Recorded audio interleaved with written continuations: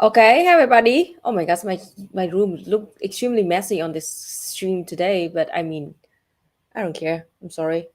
Tilt it up a little bit like this so you can see me better. Oh, hi everybody. I'm sorry. Actually, it doesn't not look that the untidy in real life because that corner I just like stuck my clothes in there. Hi everybody. Why is this just so dark now? Better. All right. All right, hi everybody. Oh my god, I need to fix this. I need to fix this. All right, a little bit. Oh my gosh. Anyway, I am in back to my house in my hometown, and that's EJ coming in. Ah, I'm live. Well, you're live. Kiki's sleeping. She's so cute. Yep, she is sleeping. Is it the wide angle? Wide lens? You can make it narrow, maybe. I don't know. I don't want to freeze it. I don't think it'll freeze. It didn't freeze last time. Mm-hmm. The problem is that GoPro sucks so much. There's 2 instances of the software, and I'm not sure which one's actually live. Digital lens. I think it might be this one. Nope. I guess it's not that one. It must be the red one. Yeah. So it says narrow. It's already narrow. All right. Okay. Got it. Don't know what to tell you. It sucks. Don't know what to tell you. It sucks. Don't buy a GoPro, people. Do not buy GoPro. Anyway, hi everybody. People were defending GoPro in the comments last time. We talked about this. Oh. They were like, You don't buy a No. GoPro to be a webcam. You buy it to be an action camera, and it's like it kind of sucks as an action camera too because the batteries last like less than our freaking gimbal camera. Yeah, it sucks. Don't I buy don't a know, GoPro. The battery's so bad that I can't even stand it. And if you want to get a name brand battery, it's like $70. It's ridiculous. Yeah. Imagine a $70 freaking dollars for a freaking battery for like camera. It's For a camera that you're ridiculous. supposed to like strap to a surfboard and destroy. Like Don't buy GoPros. ridiculous. I mean, like the DJI battery is so much better. I know, and it has a Like- gimbal. Yeah, I mean, and also yes, and it lasts for like at least 3 or 4 hours. I know. Like one charge, like jeez, please do not buy a GoPro, please. Just buy a Chinese ripoff. They're better. Cheaper. Anyway, so yeah, I'm back to my childhood room, and actually this room is occupied by my parents. That is why like it looks messy like that. But I mean, it's just a house in the middle of nowhere in the village of Vietnam. It's not fancy, and I mean they just my can just do whatever the heck they want with my room, so it doesn't matter. Hi everybody, welcome to my Mooncast. This week we gonna celebrate the victory of Vietnam against the colonialist France in 1954. And the date was May 7th, 1954. And this year we celebrate the 68th birthday of the victory of Dien Bien Phu. I mean, I've talked a lot about, the victory of Vietnam against the imperialist USA, and I don't think that I talk enough about this very important victory of Vietnam against the colonialist France. And I also because like if you are like military nerd and you want to learn about all the battles in the world, the most famous battle, one of the most famous battle is the Dien Bien Phu battle in a battlefield in 1954 in Vietnam. And I am curious, was you taught about this victory in your school? EJ, did your teachers teach you about the victory in school? EJ, What? did your teachers teach about this victory in school? I guess not. I don't think I ever learned about Dien Bien Phu in school myself, Whoa. personally. Oh. I knew that France colonized Vietnam, and I know that they got kicked out. Mm-hmm. But like, I don't remember learning about the Battle of Dien Bien Phu. I never heard of that until I came to Vietnam. I see. If they did cover it, it was like probably less than one paragraph in a textbook, and they probably glossed over it. But here's the thing that I have a question for Americans, my fellow Americans. Mm-hmm. Mm-hmm. Okay, was your school like this, or is this just like a '90s thing or something? Because the way it worked when I was in school was every freaking year they would, in social studies and in history, they would start at the beginning of a history textbook, right? Which was like ancient history, and they would just go through in order. And this was every year. They like repeated it every year. That's bullshit. And then they never finished on time. So like we would get to the end of the year, the end of the school year, or the end of the semester in high school, and we would only be like probably maybe like 60% through the book. So then the last like month of the school year, they would rush through the last like 30 or 40% of the book. So it basically that would be everything, because World War II, like the Civil War would take like a long time, and then World War II would take a long time. That's what we spent most of our time studying. And then everything after World War II, they would just rush through real fast. So the Vietnam War, we'd spend like less than a day talking about usually. Mm-hmm. I don't know. Did y'all have that experience? And it happened every single year. So it was just like, it was wild the way that I never learned about modern history in school, because it was always the end of this. It was like tacked on at the very end of the year. American history is 1776 and World War II. That's it. No, there's no lie. No lie detected. Where's the lie? We learned a lot about the Civil War too. Maybe that's just because I'm from the South. Oh. Yep. And we learned, oh my God, and the cringe shit that they taught us about the Civil War, but that's a topic for another time, I guess. Yep. Topic for another time. Let's see what the chat's saying. I'm curious what people say. That sounds intentional. So Yeah? in my time, I don't know how the school system in Vietnam now, but in my time, I remember that, for example, like in middle school and in high school, the first or the second year we learn about ancient history of the world, right? Mhm. And the last year or the last 2 years, we study the modern history of Vietnam. We focus very much on World War One, World War Two, and then the resistance wars against the French and the USA. Mm-hmm. So yeah, That was like it was pretty wild that they would just repeat the same shit every year, and it was very propagandistic. It was very like because there were certain key facts that they would always teach us every single year. Hey, I have a question. I never asked you about this. What kind of impact did World War One have on Vietnam? Do you know? Yes. I never really heard anybody talk about World War One in Vietnam. Fucking hell, man! I can give you a whole brief history of World War One and its impact on Vietnam. World War Two too. I'm listening. So the French colonialist French colonized Vietnam in the kind of middle of the 19th century, right? 1858.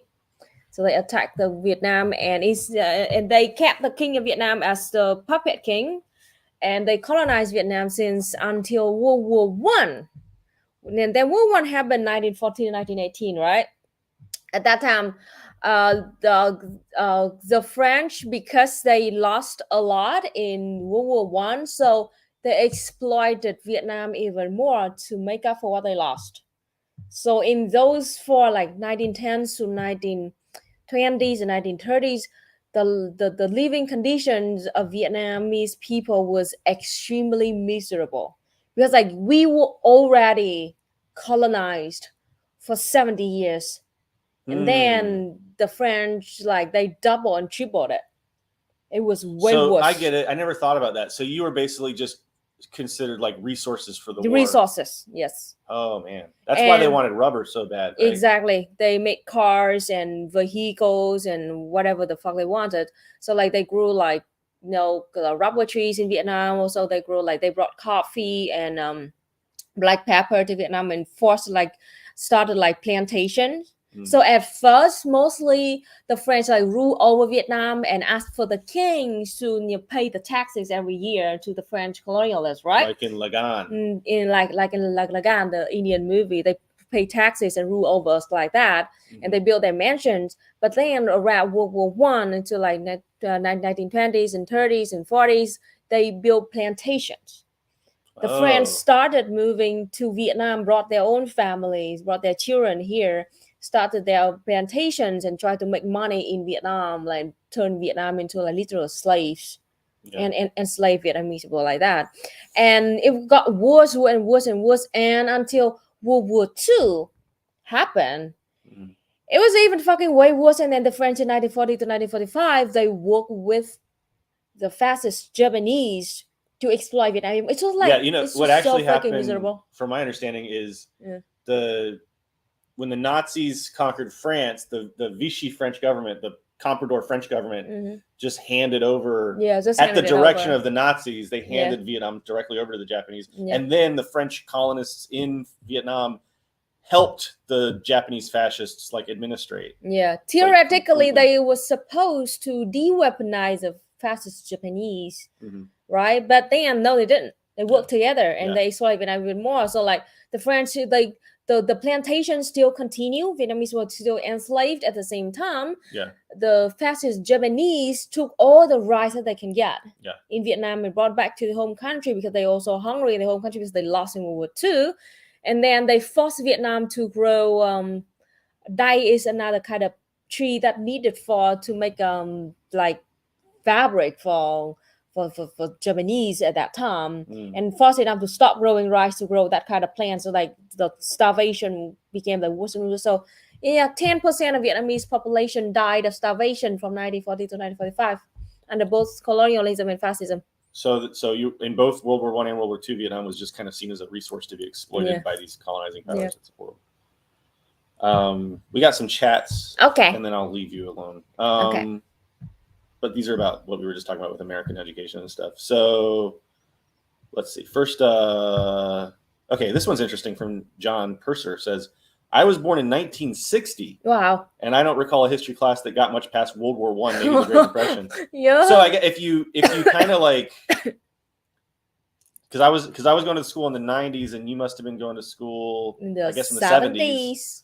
So if you think about it, it times out pretty much perfectly, because your education wasn't going much past World War I in the 70s, where the Vietnam War was still happening, and mine wasn't going much past World War II in the 90s. So that's interesting. We kind of have parallel experiences a few decades apart, but that's really fascinating. Interesting. Yeah.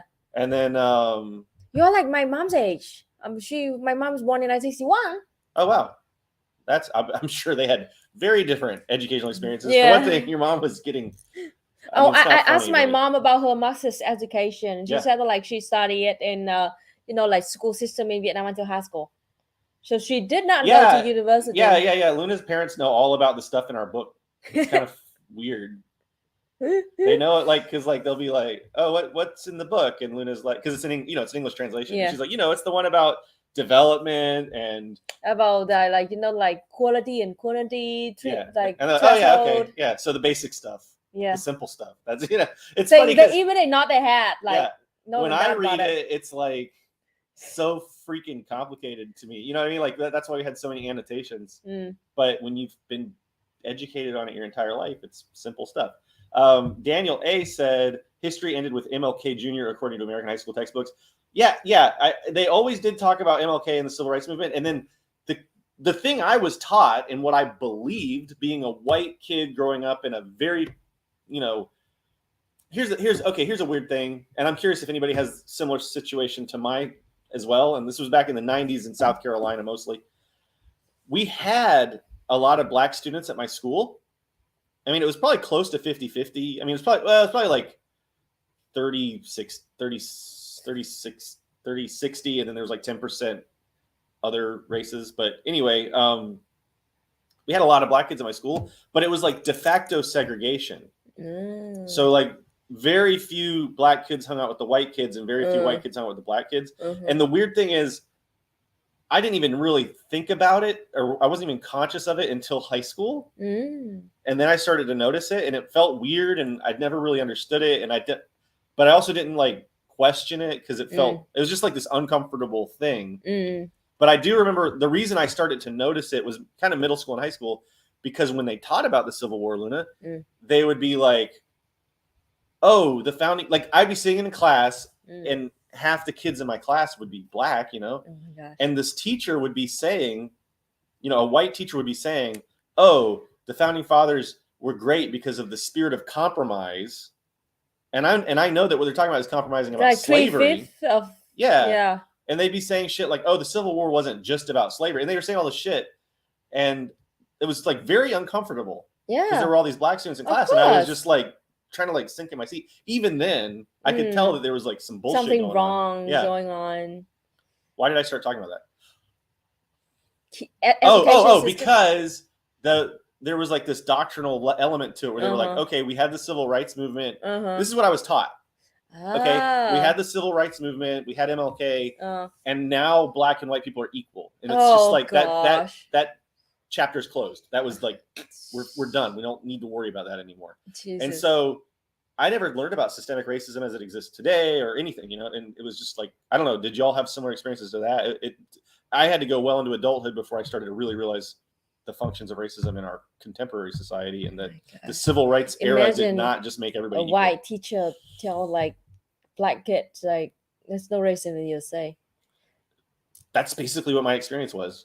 Literally, there was a Vietnamese on Facebook said that there was. So first comment, I was arguing with them. And first I said, oh, there's no racism in the USA. Just look at that. They have a Barack Obama to be the president. Right. And then talk about all the kinds of racism. I cited all the kinds of racism, right? So like, oh, America is so great. You know why? Like the Harvard University just got sued of being racist to black people, but now the black people won or something like that, and they were criticized. I told them like, you just said in the first reply that there's no racism in the USA, and now you told me it's also great because like that's a case of like what are you talking about? And they just shut up after that. It's completely it makes absolutely no sense. Totally incoherent. Yes. But then also I only had, Luna, literally all K through 12. I only had, I think, I'm thinking very carefully right now. I think 3 teachers who were black, and pretty much every other teacher I had was white, all through K through 12. Yep. No kidding.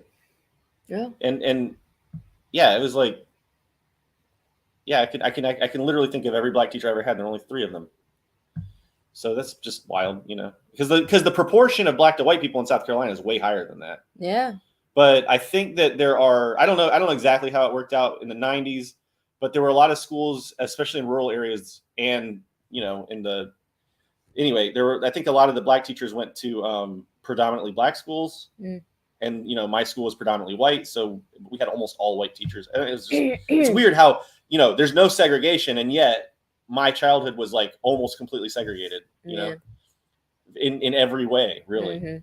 But it was just like, that's why it's systemic racism. That's why it's like so pernicious, and kind of like there's so much plausible deniability, because there's not a law that says you won't have black teachers. It just all happens systematically. It's very interesting. Okay, sorry. And then we had another. I'll save that chat for last, because that'll change the topic, and I will leave. But then George Gomez says, in Puebla, Mexico. Oh wait, in Mexico that would probably be Jorge. We have a problem with Portuguese and Spanish every single time. I'm sorry, Jorge. We're sorry. We're very sorry. But anyway, in Puebla, Mexico, we celebrated our victory over the French Empire in 1862. Wow. I forgot about that. See, talk about not getting educated. Yeah, exactly. That I completely forgot. See, we've never talked about that in school. I only know about that because of a college class. Dude, just Vietnam was colonized by the French in 1858. Yeah. And you won against them in 1862, just 4 years after that. See, the only reason I learned about this was because I took a class specifically on Latin American history in college. I learned so much shit in that class that by the way, the professor of that class was like a complete neoliberal. Oh, gosh. But even he had to admit that like the Americans supported fascist after fascist. Like he kind of glossed over it really weirdly. But he talked about Allende and Pinochet, and the way he talked about Pinochet was like, well, Pinochet was a terrible fascist and he killed a lot of people, but communism was threatening to take over Chile. He didn't talk about like the achievements Allende had. He didn't talk about any of the like positive things about Allende. He just acted like it was just this broad general communist threat. Like it was very disgusting class. So anyway, I'm glad you reminded me of that. I want to go read about that now. Yeah. Because I forgot. I remember that I did learn about the Latin America, Châu Mỹ Latin in Vietnam is his Vietnamese history class, and we learned that like we share a lot of common.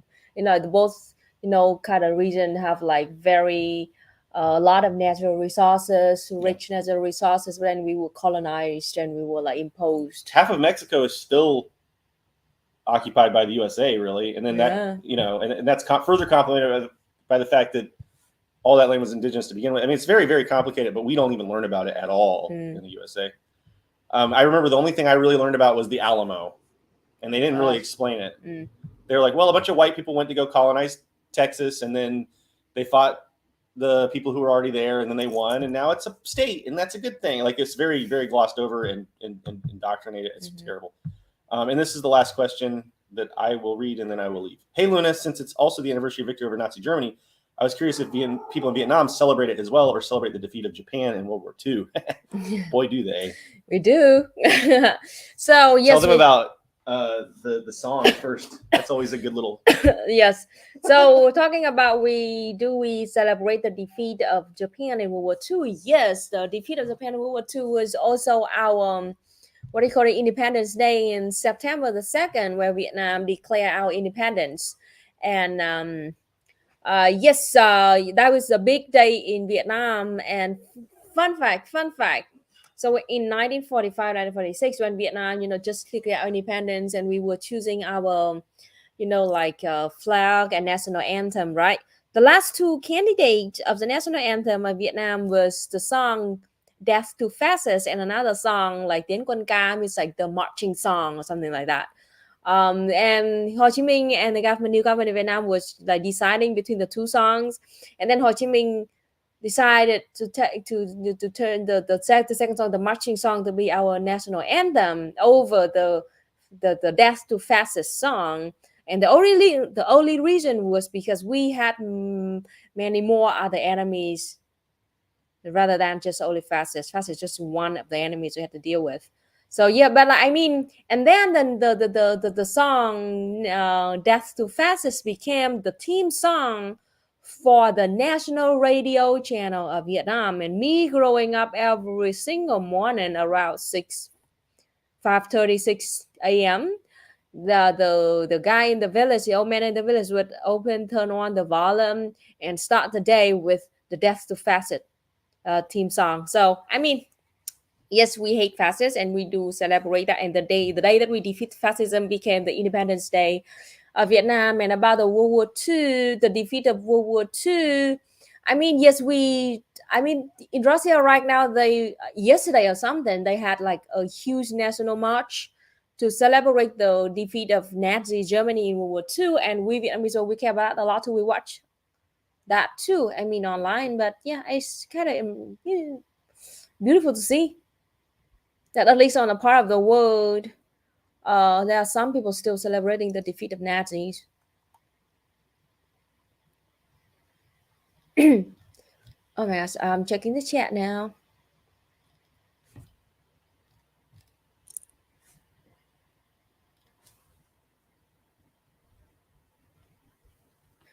My mother was taught sewing and cooking in school. All right, okay, okay.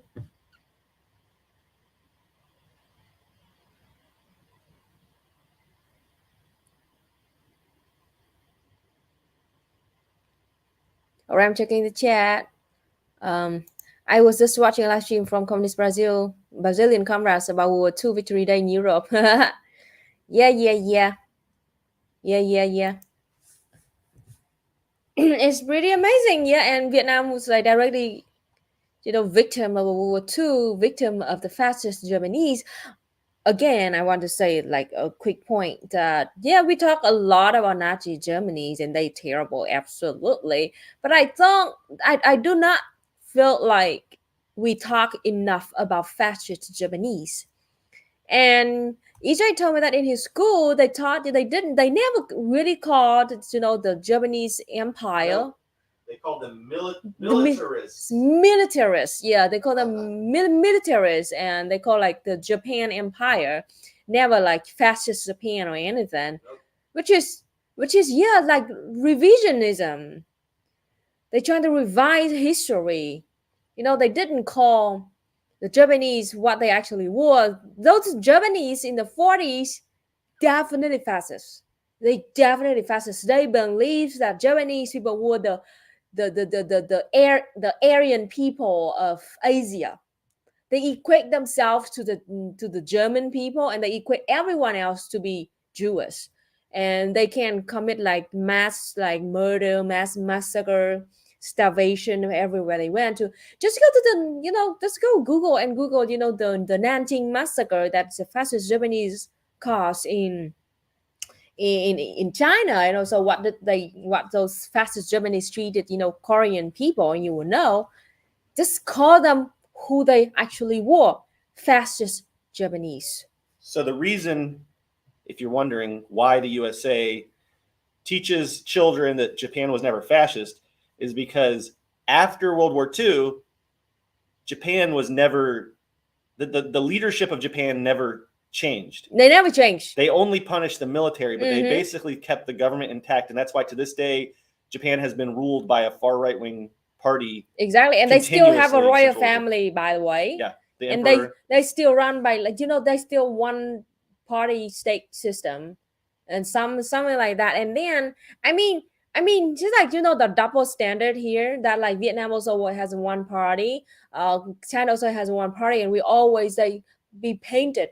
Well, you have a communist party. Yeah, communist party. If you had a far right party, then nobody would give you shit. Exactly, because it's a communist party. Now, on the other hand, or the other thing to understand, though, that just so you know, because what I have also read like liberal shit that says, oh, Japan was never denazified, but Europe was. That's bullshit. Read Black Shirts and Reds. Learn about Operation Gladio. Learn about the foundation of NATO and who was involved with that. Mm-hmm. Europe was also never really denazified, except where, Luna? In places like East Germany. Yep. The Soviets denazified the shit out of their half of Germany. Yeah. But the West never denazified, really. They gave Nazis high positions. They brought them over to the USA. They put them in presidential campaign. Yep. Operation Paperclip. Mm-hmm. Literal German Nazis were high-ranking advisors to presidents all the way up until Reagan. Mm-hmm. So don't buy into the myth that Europe was like Japan was never denazified, but Europe was. No. Japan nor Europe were ever denazified by the West. Also, I know from living in South Korea for a while and studying a lot about Korea, the compradors in Korea who worked with the Japanese during the fascist colonization of Korea are the same families that became the big chaebol families today. Mm-hmm. So like the very wealthy, huge, powerful families in Korea today, they have a lineage that goes right back to collaborating with the Japanese fascists during colonization. Yep. They'll never talk about that. Nope. You know, in the mainstream press or that, but that's a fact as well. So just and look into it yourself. If you don't believe me, go do some deep digging. Don't just look at like Voice of Asia or what is it called? Radio Free Asia, Voice of America. Yes. Don't just look at like CIA sources, Vice. But go deep and you will find that this is true. It's not conspiracy theory. It's documented history. You know, look at what happened on Jeju Island. Mm-hmm. Look at what happened in the south of South Korea after the Korean War. Look at Park Chung-hee and his history. You'll see exactly what I'm saying. So anyway, just had to bring that up. I mean, it's disgusting. We like, and again, it's the crimes against humanity committed by the fascist Japanese against Vietnamese people were beyond words. I mean, you know that the amount of atrocities committed by the U.S. troops, right? Or the torture and the mass rape and the mass murder and the massacres committed by the American for like 20 years in Vietnam. The amount of atrocity committed by the Japanese in Vietnam was horrendous. And they were just in Vietnam for 5 years, from 1940 to 1945. And even to this very day, Vietnamese, what do you call it? Vietnamese still have the very deep like hatred and fear against the fascist Japanese soldiers because of all the horrendous crimes that you could never think of that they committed against Vietnamese people, especially Vietnamese women and children. I can't talk about it. You can go just Google yourself. I'm just telling you that that's the thing that you might, if you want to know more about it. That is why I don't feel like the crimes and the atrocities committed by those fascist Japanese were discussed enough in the West, especially in the USA. And today, most of you just know about Japan as a rich and a happy, developed country, blah blah blah. But we know the victims of those fascists. We know that behind those is a dictatorship. They run by one party. They still have a royal families, and all the wealth that they had was from the atrocities and the life of other people. Can I interject one more time too? Mm-hmm. Because another thing that doesn't get talked about enough when we have these kinds of conversations is there are Japanese and South Korean communists, but they are some of the most repressed communists on earth. Yeah. They're super oppressed, yeah, both socially and politically. And like whenever a South Korean says anything that's even remotely pro-communist, they can go to jail for supporting communism. In fact, when I first moved to Korea around 2012, there were 2 podcasters that went to jail they didn't even say anything. They weren't even communists. They just said something like, I don't remember the exact thing they said, but it was something along the lines of like some propaganda about North Korea wasn't true. and they got imprisoned for that. So everyone likes to talk about how dissidents have no freedom of speech or whatever in communist countries, blah, blah, blah, blah, blah. But Japan, look into how Japanese and South Korean communists have been like horribly oppressed and have no freedom of speech in their societies, and They get went back to to jail me. because of that. Yeah. Yeah. So solidarity to any Japanese or Korean communists you might Yeah. be watching. Y'all are really, y'all have, like, we think it's tough in the USA to be communist, but like we have it way easier than communists in South Korea and Japan, in my opinion, based on what I've read. So Could you recommend books about Vietnam history and about the war? I mean, there are maybe 2 books now in my head that you can check out. The first one is the General Võ Nguyên Giap's book, People's War, People's Army. Go check that out. They has the English version of it. So it's a great book, and it would, like teach you, about the history of how we defeated, first the French and then the US, the imperialists. The second book might be good to check out is the book, about the Phoenix program written by, Valentin Douglas. And talk about the Phoenix program of the CIA in the Vietnam War and about how, they kill Vietnamese communists. also, I didn't know that was going to go so dark. I wasn't smiling because of that. But also, if you ever come to Vietnam, go to museums and stuff and go to those gift shops. Mhm. There are a lot of books that are only in print that there is no ebook of at this point in time. Yeah.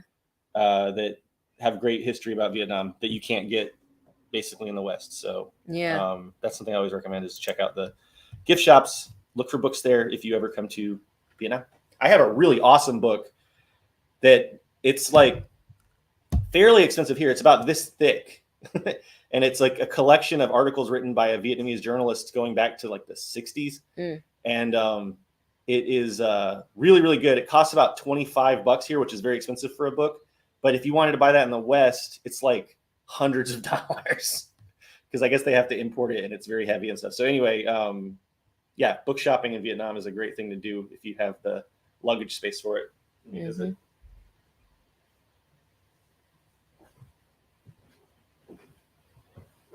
Listen, I like anime too much. Yeah, I mean, Japan today, they are very successful at, brainwashing the world and showing like a totally different like image of them to the world than the actual, the truth of their nature.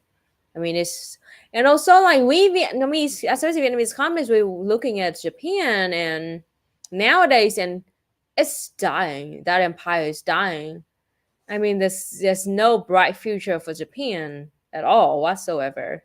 The economy is getting worse and worse, and they Japan this year I think, or last year, was they had the lowest birth rate in the last 42 years, which is like, their society is really, really in huge problem right now. That like the problem of depression, alienation, and it's really bad of a society for kids and children to grow in, and lots and lots of young Japanese people, like because they too much of like, because of the hyper capitalist society like that, they lost all the hope in the future in their life, and they turn into like people like just they never go out of the house. They cannot have a job, and all they do is to live on their parents' retirement salary, their parents' pension, like that. And they refuse to have a social life. They refuse to have a partner, and had started. It's really, really, really, really rough for that society. Page 41 of the book has a good little story about Japan occupation of France and Ho Chi Minh's strategy. Okay, page 41. Page 41 of the book. What is the book for viewers who are new and don't know? Right. Luna, I'm trying to help you promote your. I'm looking first, and then I can talk about it. All right, I'm checking it first. If you weren't aware, Luna translated a massive resource for communists. It's called Curriculum of the Worldview and Philosophical Methodology of Marxism-Leninism. And we did a full annotations for it, and you can get it at banyanhouse.org/shop. There's a free ebook you can get, or you can get the print edition. And that's what Luna's about to read. And I'm going to put the link to companionhouse.org/shop where you can get the free ebook or the print edition. See, Luna, that's how you hype something, man. I got to be Luna's hype man. Yeah. Okay. Oh, thank you, Dorian Sapiens, for posting the link in the chat. Thank you. So here's a part that like Ho Chi Minh wrote about, the Vietnamese like material conditions in the 20s and in the 30s in the founding of the Indo-Chinese Communist Party, written in 1930. Ho Chi Minh explains some of the unique problems faced by the colonized people of Indochina, modern-day Vietnam, Laos, and Cambodia, and proposes solutions specific to these unique material conditions. Okay, this is the writing of Ho Chi Minh. On the one hand, they, the French, use the feudalist and compradors bourgeoisie of Vietnam to oppress and exploit our people. On the other, they terrorize, arrest, jail, deport, and kill a great number of Vietnamese revolutionaries. If the French imperialists think that they can suppress the Vietnamese revolution by means of terror, they are grossly mistaken. For one thing, the Vietnamese revolution is not isolated but enjoys the assistance of the world proletariat in general and that of the French working class in particular. Secondly, it is precisely at the very time when the French imperialists are what do you call it? Frenziedly? What is the word? Frenziedly? Frenzily? Frenzily? Frenzily. Frenzily. Okay, when the French imperialists are frenziedly carrying out terrorist acts. Frenziedly, sorry. It just means like. I hate English. It means like wildly. Okay. The French imperialists are frenziedly carrying out terrorist acts that the Vietnamese communists, formerly working separately, have united into a single party, the Indo-Chinese Communist Party, to lead the revolutionary struggle of our entire people. All right, this is a small explanation about Ho Chi Minh writing. During this period, the nations of Indochina were predominantly agricultural, prompting Ho Chi Minh to suggest in the same text that it would be necessary to establish a worker, peasant, soldier government and to confiscate all the plantations and property belonging to the imperialists and the Vietnamese reactionary bourgeoisie and distribute them to the poor peasants. Obviously, all of these considerations are specific to the material conditions of Indochina under French colonial rule in 1930. So, yeah. Should I read the next part of it if you want to read it out? I mean, it's pretty interesting. You want me to read it? I'm just saying. I can read it. Okay. Yeah. Okay. And by 1939, the situation was changing rapidly. Ho Chi Minh was operating from China, which was being invaded by fascist Japan. He knew that it was only a matter of time before the Japanese Imperial Army would come to threaten Vietnam and the rest of Indochina. As such, Ho Chi Minh wrote a letter to the Indo-Chinese Communist Party outlining recommendations, strategies, and goals pertaining to the precipitating the material conditions. At that time, France had not yet been invaded by the Germany, but Ho Chi Minh was very aware of the looming threat of fascism both in Europe and in Asia. He realized that rising up in revolutionary civil war against the French colonial administration would give fascist Japan the opportunity to quickly conquer all Indochina, which is why he made the following recommendations in the letter to the Communist Party of Indochina in 1939. Ho Chi Minh's words. Our party should not strive for demands which are too high, such as total independence or establishing a House of Representatives. If we do that, we will fall into the trap of fascist Japan. For now, we should only ask for democracy, freedom to organize, freedom to hold meetings, freedom of speech, and for the release of political prisoners. We should also fight for our party to be organized and to operate legally. So you can see that, we didn't go straight to the end goal of us, even though we knew that that's exactly what we want, an independent government. But because of the material condition at that time, if we do that, we would create an opportunity for Japan to, to totally conquer not just Vietnam, but also Laos and Cambodia, because we were not powerful enough to fight both, the French and the Japanese. It was why Ho Chi Minh said, for now, we should only ask for democracy, freedom to organize. So, like, Yeah, it's a this, total, this is to buy us time. I think it's interesting because this shows a total policy shift Exactly. based on material conditions changing. Exactly. So anti-dogmatic, really. Exactly. Like it doesn't mean that we will forever stop in just these demands. We know our end goal, we know what we want, but for now, this is what only we should ask for, because we need to buy us time so we can defeat both the French and then the Japanese. That is how, like, not dogmatics at all about this. And yeah, and lost, I think that is a lesson for a lot of Western leftists to learn, because, like, a lot of them, like, I'll talk about this later, but let's finish this annotation. This is a very, very, very good if you want to understand about the history of Vietnam from actual Vietnamese perspective. And for the person that asks, like, what kind of book that I can recommend to learn about history of Vietnam, this is this book that I translate, that I recommend to you, that it will give you a very accurate history of Vietnam and about imperialism, colonialism, fascism from actual Vietnamese perspective. Okay, next. Once France fell to Germany in 1940, Indochina was immediately handed over to Japanese colonial rule. The Japanese army was brutal in its occupation of Vietnam, as what I just told you. And the French colonial administrators surrendered entirely to the Japanese empire and helped the Japanese to administer all of Indochina. Ho Chi Minh returned to Vietnam in January of 1941 and participated directly with the resistance struggle against Japan until 1945. When the situation once again changed dramatically due to Japanese military surrender to Allied forces and withdrawal from Vietnam, he immediately took advantage of the situation and held a successful revolution against both the Japanese and the French administrators.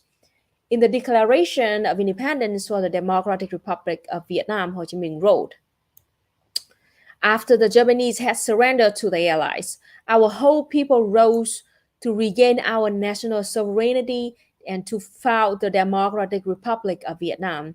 The truth is what the truth is that we have wrested our independence from the Japanese and not from the French. The French have fled, the Japanese have capitulated, Emperor Bao Dai has abdicated. Our people have broken the chains which for nearly a century have fettered them and have won independence for the homeland. And yes, that is how we had independence from the French and the Japanese, but the history not ended at that time. Less than a year later, the French came back and tried to conquer Vietnam one more time in 1946. That was why in 1946, Ho Chi Minh had to make another call for the nation, rise up against the colonial rule of French again. We call everyone, men and women, old and young, from every ethnic minority, from every religion, to stand up and fight to save our country. If you have a guns, use guns. If you have a sword, use swords. If you have a nothing, use sticks. Everyone must stand up and fight. So yeah, that is a very brief history of the. And you see how, I mean, I think that what's really amazing, sorry, it just excites me.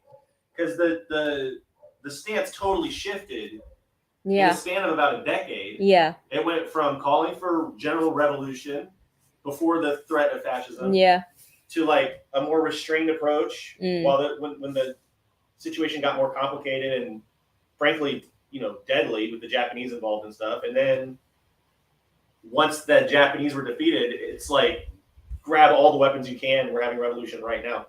Anyway, this is a great transition when you talk about Dien food and stuff. Yeah, exactly. Now let's talk about the main topic today, which is the Dien food victory. So as I just told you, from 1940 to 1945, I'm sorry, I'm having a sore throat. From 1940 to 1945, Vietnam had to fight against both the colonialist French and the fascist Japanese, and we had our independence, Declaration of Independence in 1945. And right after, less than 1 year after that, the newly formed government of Vietnam and the people of Vietnam had to gather again and rise up to fight against the French because they came back to Vietnam and they wanted to take back Vietnam, to put Vietnam back under their colonial rule. And it took us another 9 years to fight against colonialism coming from the French, which was from 1946 to 1954. The 9 years of hardship of Vietnamese people. And I am very proud that my grandpa on my mom's side joined the fight against the colonialist French in 1950s. He walked and he brought rice to the soldiers fighting against the French army in Dien Bien Phu. And I talk about that a lot in a lot of my stream and videos too. But long story short, it was my grandpa who did it, who joined in that resistance war. And at that time, here's the thing, at that time, like, even to this day, that Vietnam is mostly famous in the West for having, guerrilla fighting. We mostly like do it like, like fighting in the jungle, and it's like very small scale and never in an open battlefield. And mostly that's what we're famous for. But in fact, Vietnam had proved to the world that we can also defeat a whole very mighty, powerful army in an open battlefield, which was the Dien Bien Phu. And let me show you the pictures of the Dien Bien Phu, so you can know about what happened on that day, that like the kind of part of history that never taught in the West. Because, yeah, of course, because of racism they don't care about it, but also because it just show people like how like powerful Vietnamese people were. So I mean, they don't want you to know about that. All right, let's see. I just told you about how my grandpa joined fighting against the French by like walking up to the mountain, bring rice. That is it. This is the picture of people like my grandpa at that time. We call it saddle. It is like a bike that we add, like the two sides that made from bamboos and something like that, and then we put the tons of like, mostly rice there, and we walk. This is how we did it. We literally walk through the mountain all the way up to the north to the next border with Laos, to a military base there, because the French at that time. So here's the thing: the reason why French chose Dien Bien Phu, because to them it was like a natural fortress. Like because it's high up on the mountain, and around it all like just a mountain like with cliff, and it was like there was no road whatsoever to get there. And because of the French with the aid from the USA, they had like helicopters and airplanes, so they could like bring their army and their supplies by airplane, stop in that Dien Bien Phu kind of mountain and valley kind of area like that. And then they believed that Vietnamese people could never defeat them. And to like strengthen their fortress like that, they brought like cement and like iron and metal there to build a bunker right there in Dien Bien Phu. And they wanted to turn it into like the whole headquarters of French soldiers, of French government, to like cover all over Indochina. That was why they chose that, the mountain area in the border of Vietnam and Laos. So they want that to control the whole entire Indochina from that area, high mountain. And we Vietnamese people, we proved to them that they were dead wrong, that we could totally defeat a very mighty army in the world that got aided by the USA to the richest country on earth after World War II, and we defeated them successfully. It was really amazing. So yeah, and we did it by this like like highly organized effort of the whole nation to defeat that undefeatable bunker of the French. And here's another picture of the open battlefield of the Dien Bien Phu. That is it. To see an open battlefield like this, it's not in this kind of bad. It's kind of terrain, like just like flat area like this, the guerrilla tactics could not be used at all. No, because there is no place to hide, no trees, no jungle. It's just flat, like land like this with just grass. And we went against them, and then we had our change. We know we dig up our changes system like this, and then with the great leadership of Ho Chi Minh and Võ Nguyên Giáp, our great general. This is Võ Nguyên Giáp when he led the people in the Điện Biên Phủ victory. And then this is the day when this is a bunker built by the French and how we defeated them successfully.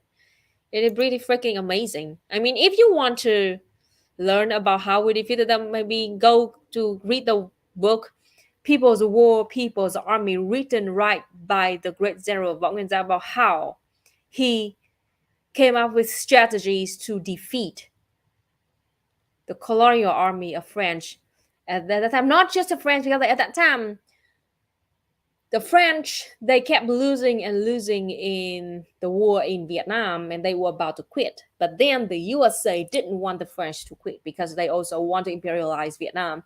So by 1954, the USA aided about at least 80% of the war fees in Vietnam.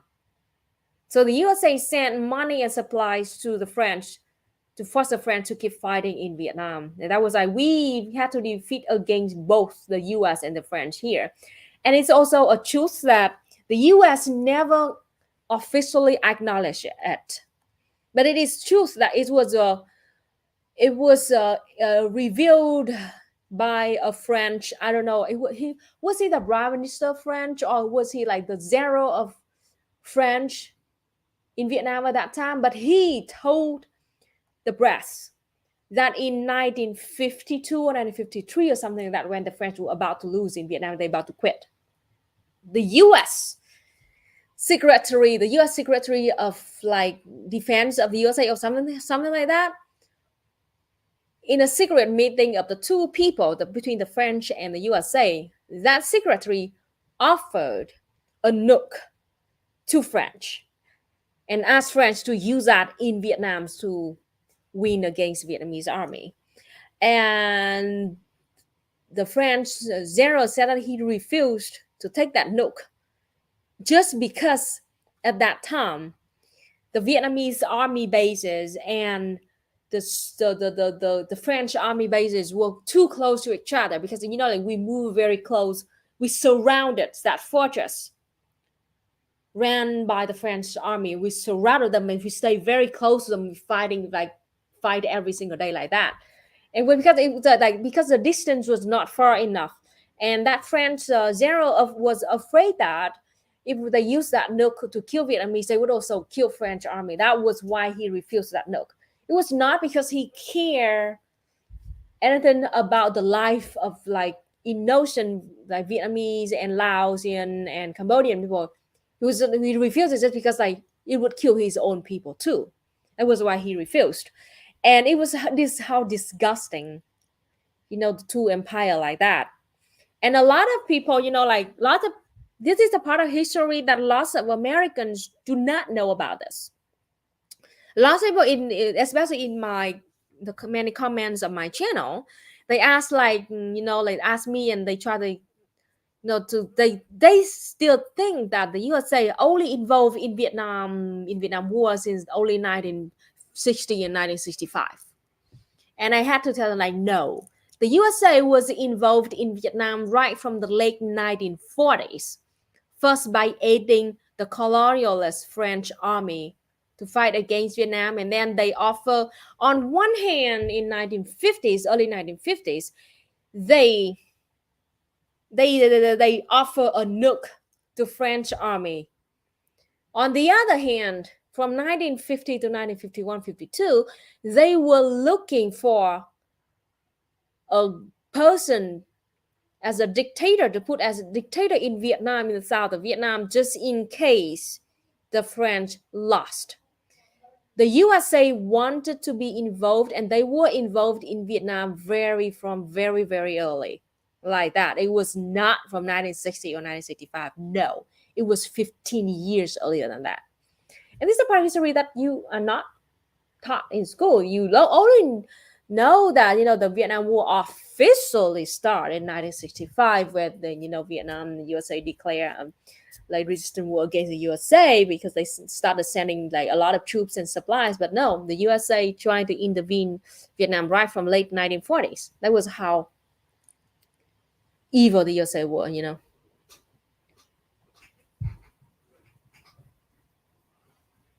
So yeah, thank you so much for Memos from my Vietnamese comrade about more information about why the French army decided to choose Dien Bien Phu as their headquarters. At that time, the French, they threatened the USA that that France will withdraw from NATO in the 50s. France would withdraw from NATO if the USA didn't help. So they worked together like that. And also at the same time, they chose that because like Laos at that time was the biggest opium factory of the whole world. They grow a lot of poppies to make opium in on the mountain of Laos and Vietnam at that time. And that was like a huge source of money for the empires at that time. And of course, France, they didn't want to lose it. And yeah, I mean, that was how disgusting those two empires, the US and the NATO, the US and the France and NATO too. This is why it disgusts me a lot seeing quote unquote leftists, I mean white Western leftists, support NATO, which is really ridiculous. And they act as if NATO is something, anything close to a good force in the world. No. NATO is a system for bulliers in the world to go bully around the world. That is the whole purpose of the existence of NATO.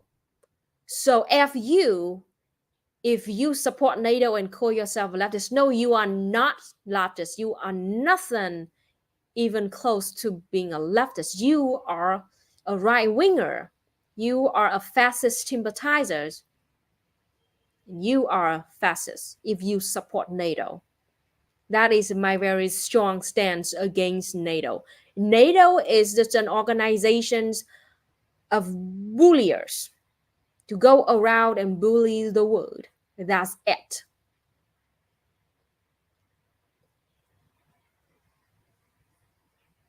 You want to know about the Imperial Japanese that joined Vietnam in its independence war against the French and USA after 1945? So, yes, we call those people the new Vietnamese. And around from the year about 40s, in Vietnam, after we defeated the fascist Japanese army and then the colonialist army of French, a lot of Japanese people decided to stay in Vietnam and refused to come back to their own country.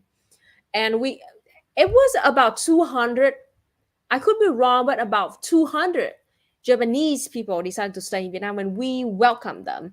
And Ho Chi Minh called those people the new Vietnamese, and they they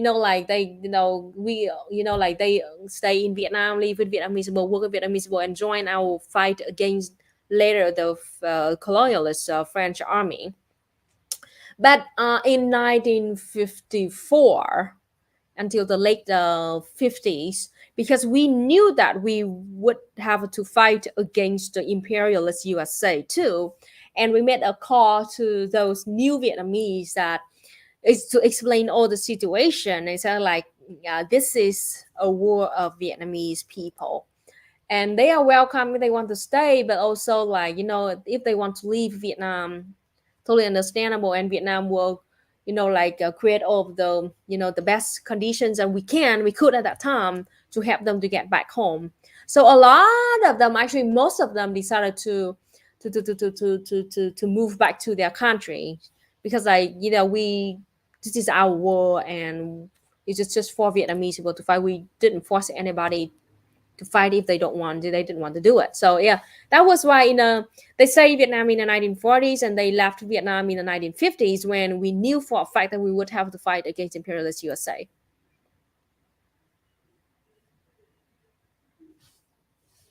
And also at the same time, as this Mamos Conrad said, yes, it is true that also the reason why the USA wanted to immediately jump into Vietnam after the French lost was because they want to take over the opium source.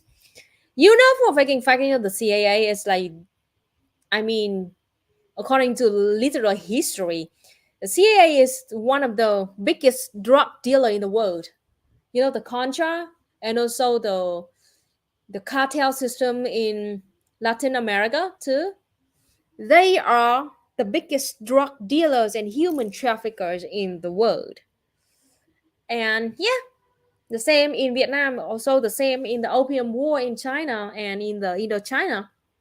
Yes, Vietnam and Laos and Cambodia were dragged to this war, and the U.S. wanted to take over Vietnam from the hand of the socialists of the colonialist French, just because of the source of opium, the source of money to the USA.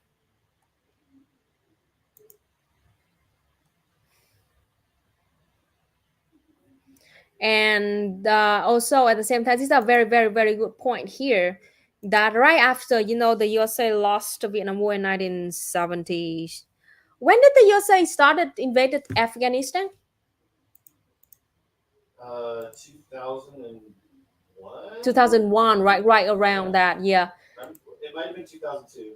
Mm-hmm. It was like very quickly after. Yeah, very quickly after the Iraq War too. I think it was 2001. Mm-hmm.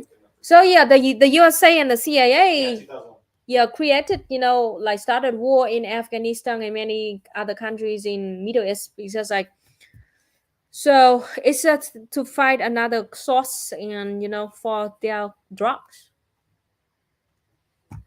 for their opium and for their heroin and cocaine. Is one of the reasons, many, many reasons.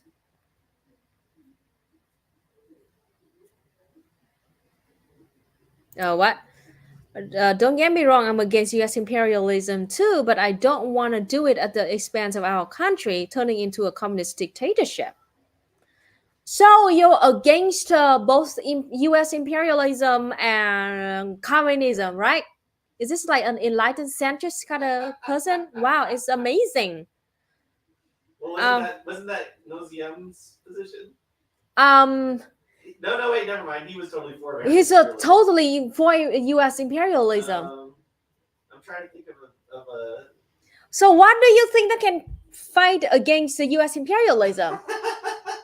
What do you think is the biggest enemy? What is the biggest enemy of US imperialism? Liberalism with Vietnamese characteristics. Oh my gosh, I want to throw up right the fuck now. Literally, liberalism is a moderate wing of fascism, of capitalism, all right? Liberals always work. No, Luna, if you just have Vietnamese capitalists dominating society. I want to throw up, literally. That is why, like,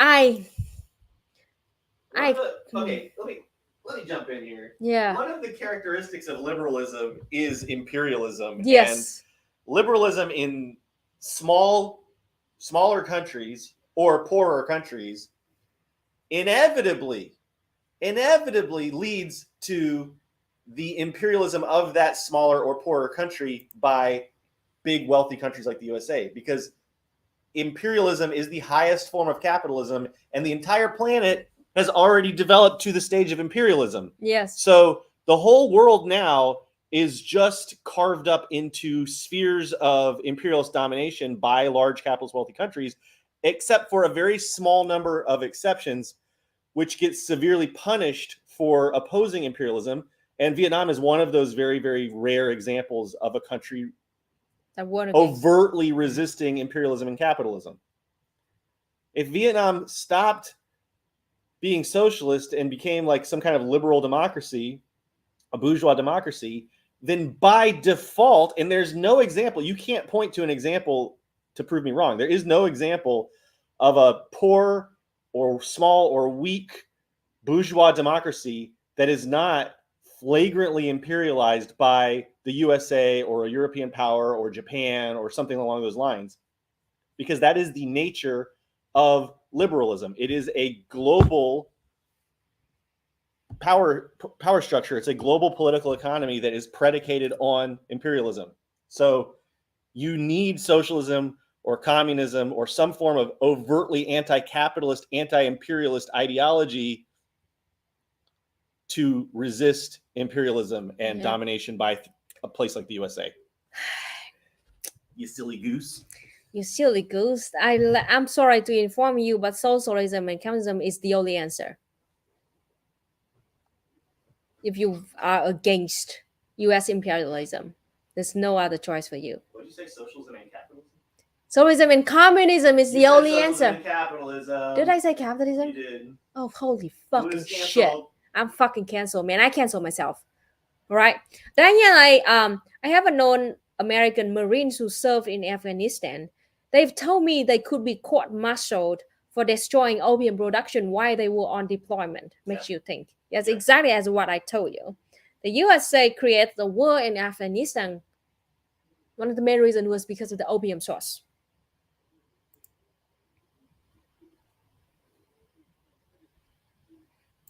And now as they can't sell opium in China, they sell it to the US citizens as a pain medication.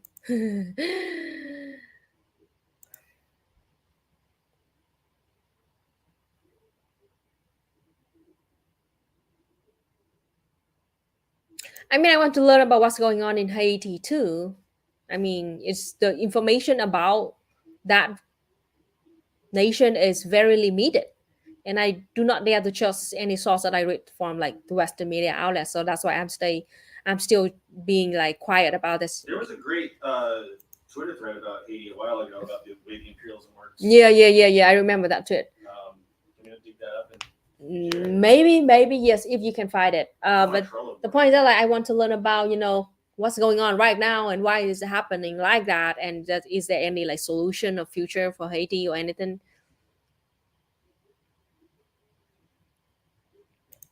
Hi there, the famous horse. How much longer are you on? Is that a question for my stream? I will be here in another 50 minutes. 50. Yes. The horse. Oh, it is the famous horse? The famous horse. Whoa. We have been graced by the famous horse. A famous horse appears. Here, another fact, not fun. Another fact about the Afghanistan war. The U.S. conquered Afghanistan in 2001 because Taliban tried to destroy the opium source of the USA in Afghanistan.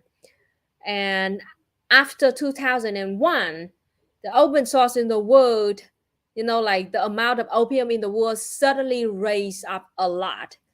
And Afghanistan became one of the biggest supplier of opium in the world. Totally coincident, quote unquote. It doesn't mean that I support Taliban, please don't get me wrong.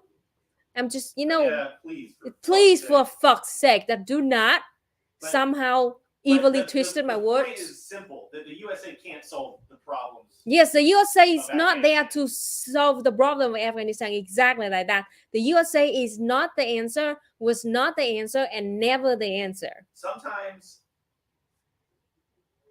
there's not a simple solution, and that's just the fucking way it is. Mm-hmm. There was a solution when Afghanistan was trying to become communist. Yeah. And the USA brutally oppressed the communist resistance by, in part, putting the Taliban in power. Mm-hmm. But that ship sailed. So now it's a really fucked up situation. And it's very difficult. But the USA continuing to intervene there certainly isn't doing any good. So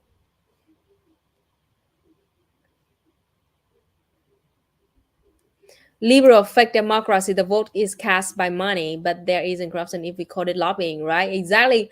I mean, corruption doesn't exist in the USA because you call it lobby.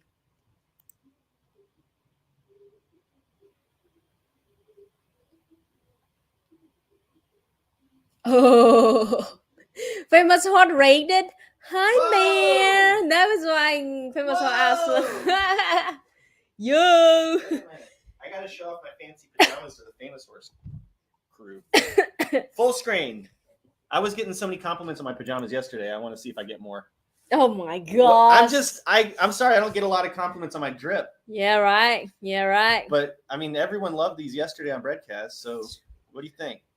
What do you think? That's like authentic real rayon. Vietnamese pajama game. It's smooth. This is like, this too can be yours for like, what was it, like $10? It's around like $12. $12 for this amazing Vietnamese pajama drip. Oh What do you gosh. think, Famous Horse crew? Do I get your approval? Look at that. Daniel says nice pajamas. Horse train. Well, I'm familiar with the horse train. May. why do I have sore throat? This sounds like the beginning of a medical commercial, like a medicine commercial. Oh shit. Have you tried new That cough drop? cough? Look, the Twitch chat is loving them. The blue and green. Yeah, really right. Well. Looking good, AJ. Perhaps the blue and green. Very cool. Perhaps the blue nice. and green blend very well because in Vietnamese it's the same word for blue and green. Sang. Sang.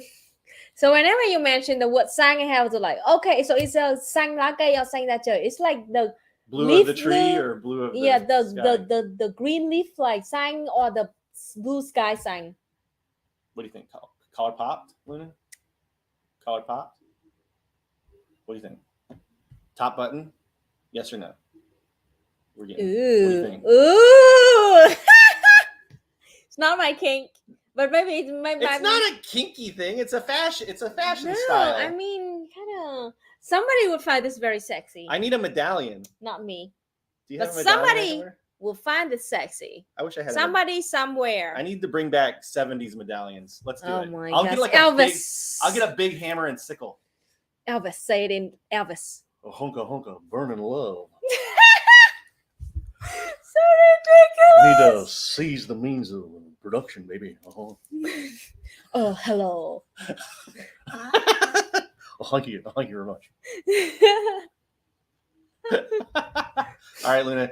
The time to get a hammer What and is sickle it? medallion. We got to go to that custom jewelry shop in Hoi Oh An my gosh. and get me a big ass Yeah. communist medallion. Playa? What is playa? A playa. Playa?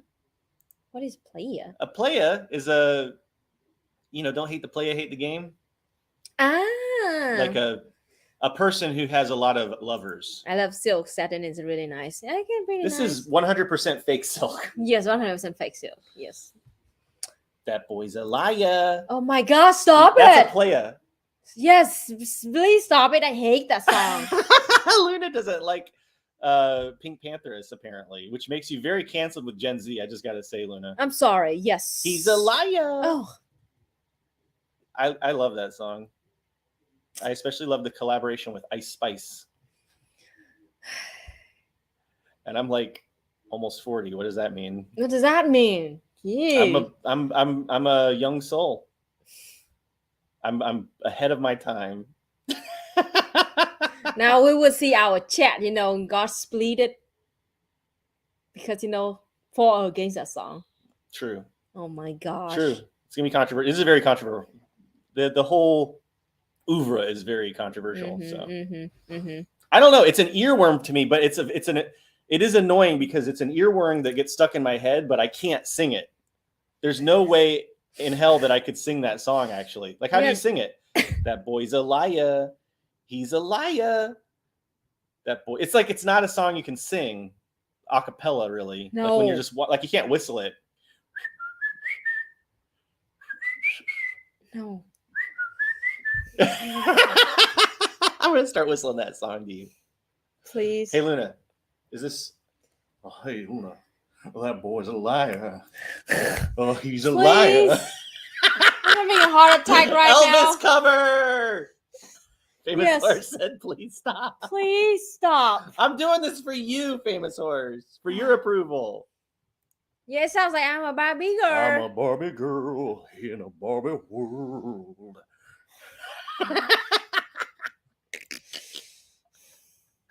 Oh man, I gotta do it. Elvis. I'm gonna start an Elvis cover TikTok. I'm rethinking right now. I'm gonna start an Elvis impersonator TikTok. It's my calling. It's my dream come true. Why did you say that? You have to buy me a bunch of Elvis other suits. people are stealing this thought of you. Please donate to Luna's live stream so she can buy me Elvis costumes. That's the best idea I've ever had. Communist Elvis impersonator. Oh, we got to think of a good punny name. Chat, give us names for a communist Elvis impersonator. Famous horse, I don't get your approval. What do I have to do? What ante do I have to up to get the approval of the famous horse? Luna is rethinking her life choices right now. I broke you. Did I break you, Luna? Pretty close. I'm a Barbie girl in a commie world. Life fantastic.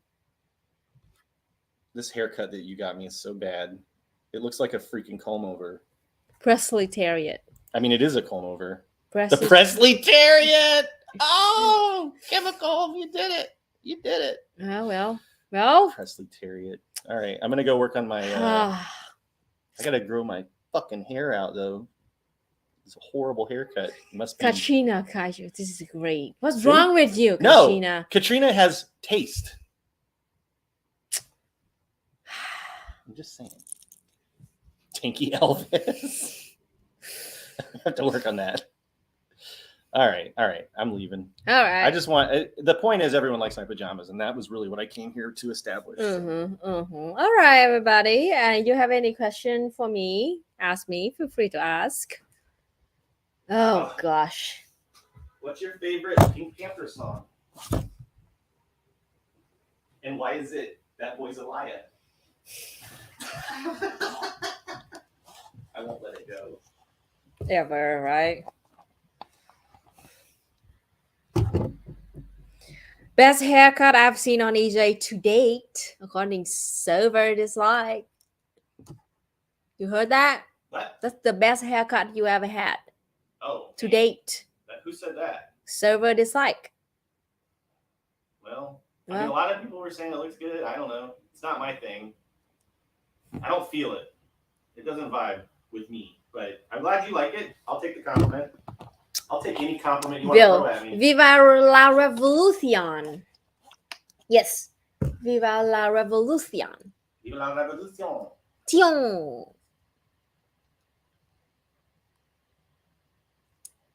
All right, so yes, opium. Yes, the USA in this. Oh, again, I've stated again. It doesn't mean that I support Taliban or anything extremist. Like the what you call it. I don't even. I don't support Taliban, but it doesn't mean that it justified the U.S. occupation in Afghanistan, because the U.S. there to. It's nothing good for Afghanistan people. It is there for the opium. It is there for the money and the gold. And for the U.S. hegemony and imperialism, not for the freedom and independence of Afghan people, right? And the U.S. is not the police of the world. And there is no justification, no position whatsoever for the U.S. to go around and police the world about how we run our own country. All right, that is my stance. Let's shave the whole thing off and start from scratch. You know that. No, you haven't seen me bald, or you wouldn't suggest Vietnamese Buddhist monk look. I mean, I look like Gollum when I shave my head bald. I've done it before. Oh my gosh. From Lord of the Rings when I shave my head. It ain't good. Do US and Vietnam have a good relationship in 2023, or is Western propaganda? It's like so. I mean, on one hand, Vietnam tried to maintain good relationship with not just the USA, but with as many countries in the world as possible, because that is our official foreign policy. Okay? On the other hand, we also maintain our independence and freedom. Means that we will not become an ally of the USA, will not become a pawn for US imperialism, and we will try to maintain an equal relationship with the USA. So it's very, very complicated like that. You cannot just categorize it in a good or bad kind of category. So it's not in neither good, it's neither good nor bad, because like it's way more complicated than that. Of course, like as I said, we want to maintain our independence and freedom. We do not and will never be a pawn imperialism to any country, but at the same time, we try to maintain our good relationship with the USA and China and many other countries too. That is a stance of Vietnam. And again, it is a fact that the USA and Vietnam started talking about normalizing the relationship in 1994. About 12 years later, all the way until 2006, the relationship of Vietnam and USA finally got normalized. It means that the USA, end the last sanctions on Vietnam. Since then, Vietnam and the USA, no, since then, the USA several times already been asking Vietnam to allow them to put a US military base in the Sea of Vietnam. And we kept saying no for years already. So if you want to go, you can go check the map of US military bases around the world and check the spot of Vietnam. You can see that they have a U.S. military base in the Philippines and in Thailand and other stuff like that. But right in the ocean, and the part of Vietnam, there's no U.S. military bases. No, because we said no. That is how firm of a stance that we have. At the same time, the USA have been asking Vietnam to upgrade our level of relationship for many years to come already. And no, we keep saying no, because like according to the unofficial, unwritten kind of policy of the foreign policy of Vietnam, we have a four main levels of relationship with the world. The top level is the comprehensive great friendship, something like that. A great friendship, that is the top level, the highest level. That was what we had with Laos, our dear comrade next to our border. That's like the highest level of diplomacy that we have with the two countries. We call it great friendship, and we like cooperate in every single like episode, not episode, like aspects of our countries, our nations. The second high, which is extremely high, is with Cuba, and I think Cuba and a few other countries too. I don't remember, but I remember Cuba, like really freaking good, like comprehensive friendship like that. And then the third one is like mostly the third ones are like the rest of the world, you know. And then the USA is like the lowest. The level of friendship of Vietnam and the USA is the lowest.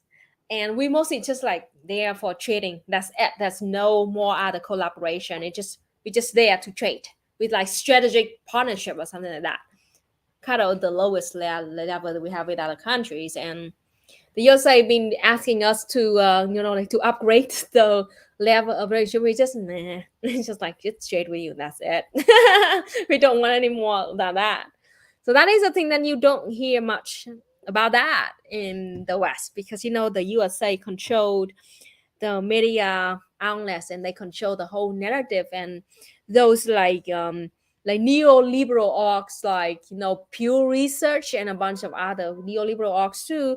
They made like very sham kind of survey to ask like, what do Vietnamese will think about the USA, or how the Vietnamese will love capitalism. But I mean, in fact, speaking from the Vietnamese perspective, we are nice people.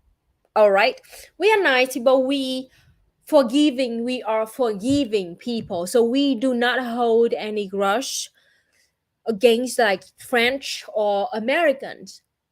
All right, and we are very nice and friendly and welcoming people, and we forgive people, but we will never forget. Means that we will like do everything we can to make sure that we will never be under occupation or control of other countries anymore, especially the French or the USA. All right, that is the thing.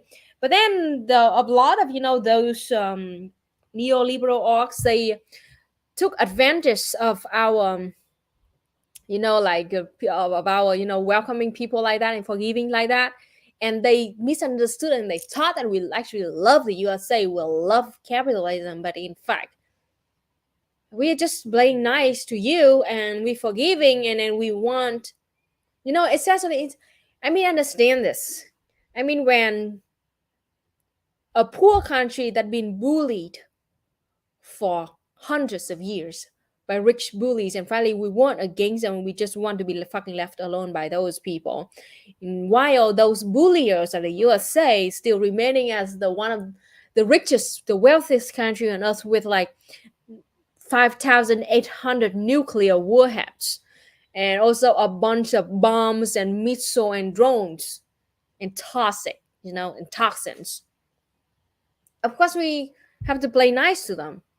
I mean, we cannot just like openly, overtly, anti or against it, because like is we are not in the condition that we can do that. We just play nice to you, and that's like being taken advantage. And lots of people believe that Vietnam actually love America, but actually like we are being like that to all other countries. You know, not just you. You're not that special, to be honest. And again, is it the fact that the USA been asking Vietnam to allow the USA to put a US military bases in Vietnam, and we refused several times.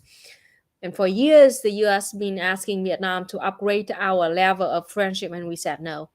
So that is a hard truth about how Vietnam view the USA.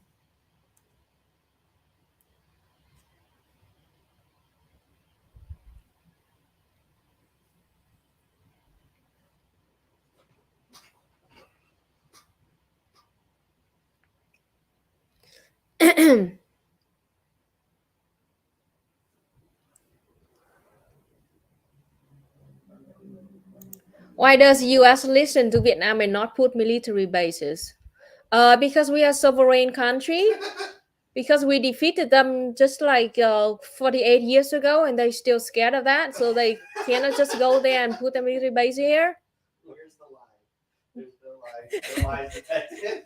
We are completely a sovereign country, not many other countries like totally this brings us right back to the question, or this brings us right back to that comment. Like, oh, I don't like communism, but I also don't like U.S. imperialism. It's like, well, the reason that Vietnam's able to resist U.S. imperialism is they won a communist revolution. Yeah. That's the essential difference between Vietnam and every other country in the region. Except China.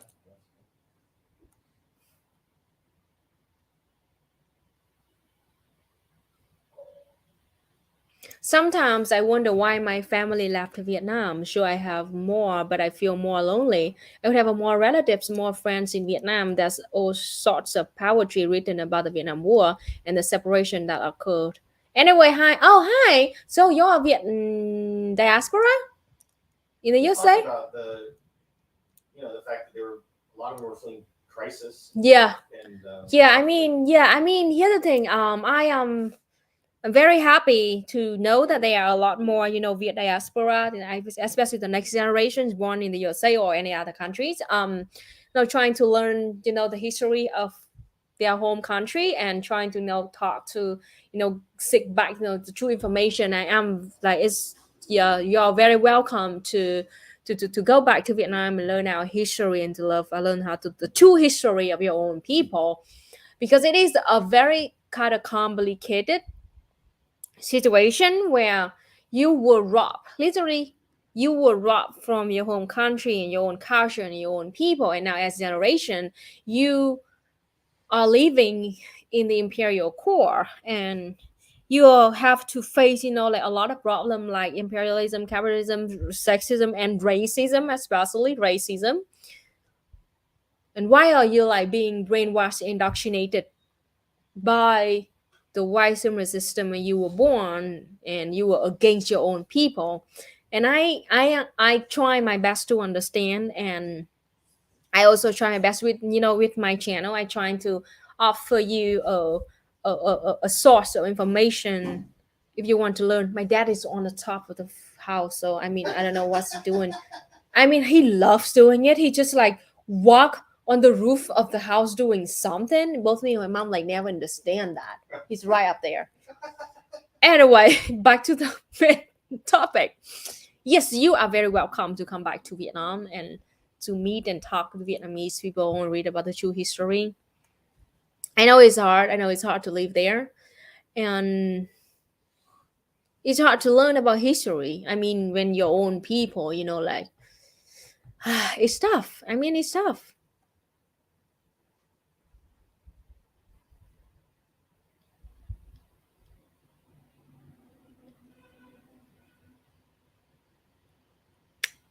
And also here's the thing too, I want to make it clear that a lot of people, they, that a very famous narrative about like that got floating around the Viet diaspora is that like the Vietnamese people escaped and fled communism, right?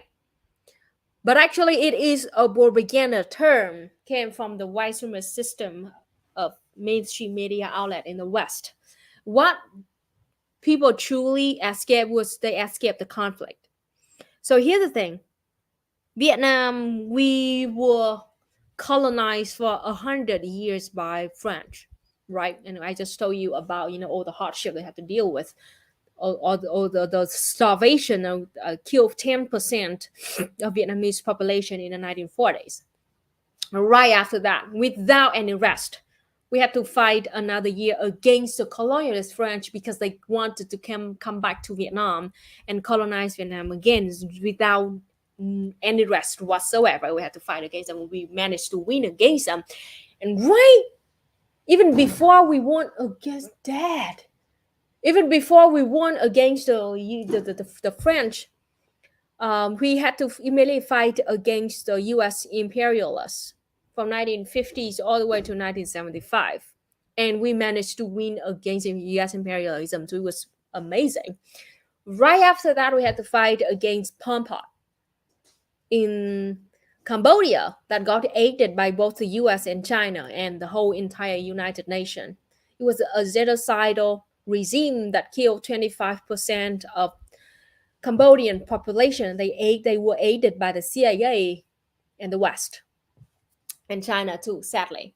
So like Vietnam, like we just to see just the timeline I just gave you, there was no rest whatsoever for our country to recover from war after war after war after conflict. And in the 10 years that we were fighting against Pol Pot until late 1980s, Vietnam was sanctioned comprehensively by the USA and the rest of the world because I told you the whole world supported Pol Pot at that time, and they took that as an excuse. They took the Vietnam, trying to put down the genocidal regime of the Khmer Rouge. They took that as an excuse to comprehensively sanction Vietnam in the 70s, 80s, and the 90s. It was desperate. It was like the amount of hardship that we had to deal with is unspeakable. And if you do not learn it from the actual history source, you will never understand it. Why Vietnam was so poor, why 2 million of Vietnamese people had to flee the hardship like of Vietnam to go live in the USA, the country that caused all the hardship to Vietnamese people. It was unspeakable. Not finished yet. I'm not finished yet. At the same time, when we were comprehensively sanctioned by the rest of the world, we had to fight against the genocidal regime of Cambodia.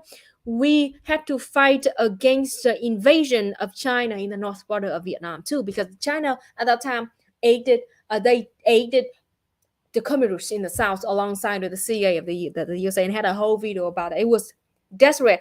At the same time, the USA forced Vietnam to pay back the debt of the puppet regime of South Vietnam. It was 145 million US dollars. Now imagine, it is already a big money now, but imagine that amount of money, but in 1970s and 80s, it was a huge amount of money, especially to Vietnam, a desperate and devastated country that barely had enough food to feed our own people. Because the US lost the Vietnam War and they were sour about it. And they forced Vietnam, the newly formed government of Vietnam, to pay back the debt of the puppet regime in the South that they aided themselves.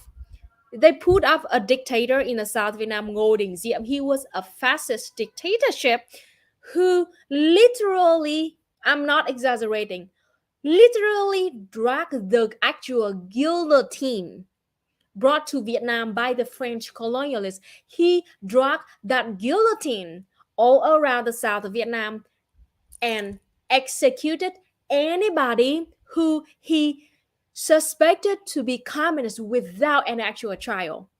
The amount of people that got executed by that guillotine was from 2,000 to 26,000. The number was so huge, and then there was no official document because they tried to not keep those numbers because it was too fascistic. So they tried to like cover it by the strap or something under the cover, something like that. They never knew, but like according to all the documents that we could find, or the the testimonies coming from all the people who were involved in that, around from 2,000 to 26,000 of Vietnamese people in the south of Vietnam were executed by that guillotine. You can go Google and check out the 1059 law by that fascist dictator Ngô Đình Diệm. And it's disgusting to me to see to this day there are many Viet diaspora who worship that dictator, that fascist dictator, and call him the beloved president or something, and call like the beloved democratic, like the Ngô Đình Diệm, like some. It's disgusting because he was literally the fascist that dragged the guillotine over the South Vietnam. See, they claim to love the South, they claim to protect the South from the threat of communism, and actually they were the one who dragged the guillotine over South Vietnam and chopped the head of all the people that they suspected to be communists without any trial. Because at that time, communism was so popular in Vietnam that millions of Vietnamese in the south of Vietnam rose up and joined the communist force to fight against the U.S., the U.S.-backed puppet regime. It was like that. All right, so we had to pay back the debt from that puppet regime.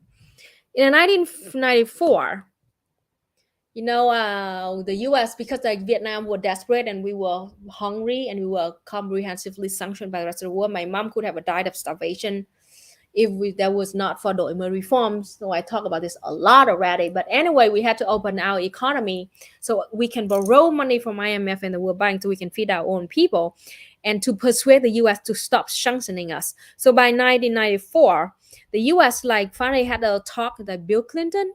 I could be wrong, but I think it was Bill Clinton at that time, came to Vietnam and have an official meeting in Vietnam after decades of cutting off, any relationship, and starting talking about that. And one of the conditions of the USA that they gave to Vietnam, they asked Vietnam to do, was that Vietnam would have to open our economy officially with the Doi Mới reforms, and also Vietnam had to open our door for U.S. imperialism, and we would have to pay back the debt, $145 million of the puppet regime of Vietnam.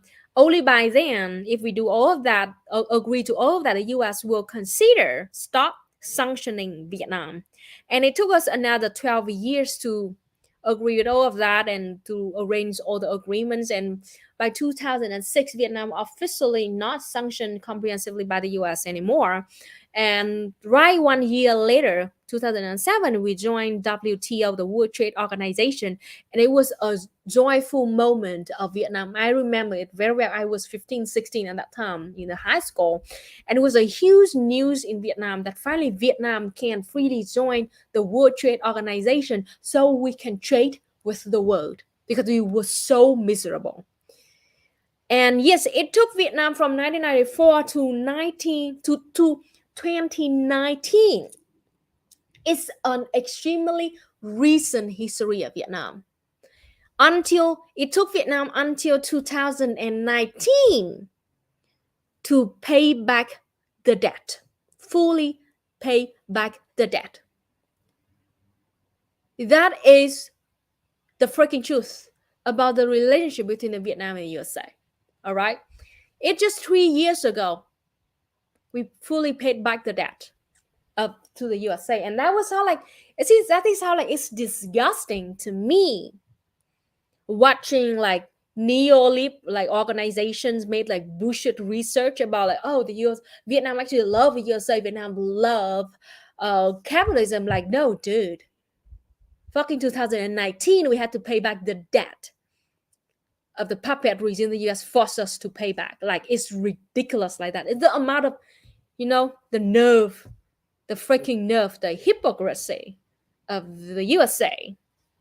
Yeah, it's like the Haiti paying France. It's like a billion, right? It was a $1 billion, something like that, right? It's a lot of money, a freaking lot. So yeah, all I'm saying, man, it's like it was 10 times sadder for me, to know all about that fact, and then to have to hear, Viet diaspora. They're supposed to be our own people, our own blood and flesh, but then they listen to the U.S. propaganda and they hate their own country, and they hate communism, they hate their own people, and they are even like racist against their own people, and they worship the white supremacist system in the USA against their own people, without knowing that mainly all of the hardship or all of the misery that Vietnam and Vietnamese will have to deal with came from the West, came from capitalism and imperialism. And because of all the things that I just told you, Vietnam was miserable, devastated, bombed back to the Stone Age. At the same time, in the 70s and 80s, we had to fight against Pol Pot regime in Cambodia and against the China invasion 1979 to 1989. All right. About 2 million Vietnamese people fled Vietnam at that time. There were many reasons for that to happen. And there are two main reasons for that. The first reason was that those people were like family members or have a close relationship with the compradors that worked for the puppet regime of Vietnam. They were families, they were compradors, they either compradors or the family members of the compradors of Vietnamese traders who worked for the puppet regime of Vietnam to oppress our own people. And after the puppet regime lost, they were scared. All right? They were scared. They were scared that the communists will take revenge because of the horrible atrocity that they did to their own people. Like, yeah, that's an obvious, like, normal thing that they're scared of that. Even it doesn't mean that we actually take a revenge or anything, but they were scared of it, and I understand that fear. So a lot of them fled Vietnam. All right. And also at the same time, because they worked for the puppet regime, they were exposed to the US propaganda about how great America was. And compared to that, like they compare that vision of American dreams in their head to the actual misery living condition of Vietnam. They wanted to, they believed the USA was like heaven, paradise. So they fled Vietnam they flee to that paradise, so they believe they would have a better life. All right. And the second was that, again, the living conditions of Vietnam was so miserable, was so freaking miserable. Just look at all the hardship we had to deal with. There was no time for us to develop whatsoever. And we were sanctioned by the rest of the world. We couldn't trade with anybody. We couldn't have even enough food to fucking eat, let alone like clothes to wear or medicine to cure our disease. And yes, the US, the Western propaganda about how the US, the American dreams are the paradise over there. And then they left Vietnam because of the hardship and the conflict that we had to deal with, because they were afraid that they would be called to fight the war against the Pol Pot regime in the Cambodia and the fight against the invasion of China. They didn't want to join that. They didn't want to die in a war like that. So they fled Vietnam. It's just that. They fled the misery. They fled the conflict, not because they fled communism. No, they were afraid of the misery of Vietnam, the misery of the living conditions. They were afraid that they would die in the conflict between Vietnam and the communist genocidal regime, and with the invasion of China. That like might cause like another war in Vietnam or something. They fled that. They fled the conflict and they fled the misery living conditions. They didn't flee communism. No, they did not. They did not flee communism. So yeah, that is the true reason why. And do not let those lies, those people who like say that they fled communism. No, what they truly fled away from was the misery and the fear of, being killed in the war against the Pol Pot genocidal regime and the invasion of China. And here's the thing too, it is a true fact that like Vietnam was desperate at that time. And we needed people to rebuild our country. We needed our people to stay and rebuild our country. But also, again, we didn't stop anybody from fleeing our country. We did not stop. That was why it was possible for 2 million Vietnamese to flee the country, because we didn't stop anybody. And at the same time, it was true that a lot of people with great skills left Vietnam. They were doctors, they were engineers, they teachers, like good English speaking skills. But lots of them decided to flee Vietnam because, again, most of their life was better under the U.S. occupation. Because they lived right in Saigon, the headquarters, the puppetry. At the time, they received a lot of aid from the USA, a lot of U.S. dollars from the USA, and their life was much better. They worked for the puppet regime. They had salaries receiving in dollars, so it was like great for them. So after like the puppet regime lost and the communists took over, the country were brought back to its actual material condition, to the poverty that we actually faced.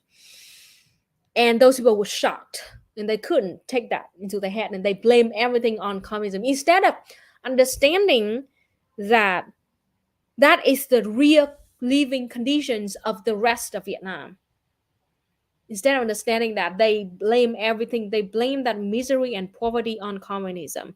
And they thought that it was communists who took away their wealthy way of life, their wealthy lifestyle, and they blame communism, and they were exposed to U.S. propaganda, the American dream, so they fled Vietnam to the USA. And a lot of people with great skills left Vietnam, and they left us when we needed them the most. That was a very, very, very, very sad thing. But anyway, we didn't keep it. We didn't stop anybody from going. Just you want to go. And the fact is that like there were only 2 million Vietnamese who fled, and those voices are so loud. They're like, oh, see, if the communism was so great, why 2 million Vietnamese people flee? Like, why don't you think of like 50 other million people who stay? Fucking 50 million Vietnamese people stay at that time to work on our country, to rebuild our country. There are only 2 millions who fled. And you only hear the voice of those 2 millions. You never hear the voice of the other 50 millions who decided to stay. That is very important. And my family was one of the 50 million who stayed. We could have left. My family was a huge, rich landlord in the 50s. And because of the land reform, that our house and our farm was seized and redistributed to the peasants, who usually the servants, and who was the servants of our family. But like we had all the reasons to stay. I'm sorry. We had all the reason to leave, because communists also took everything away from our hand.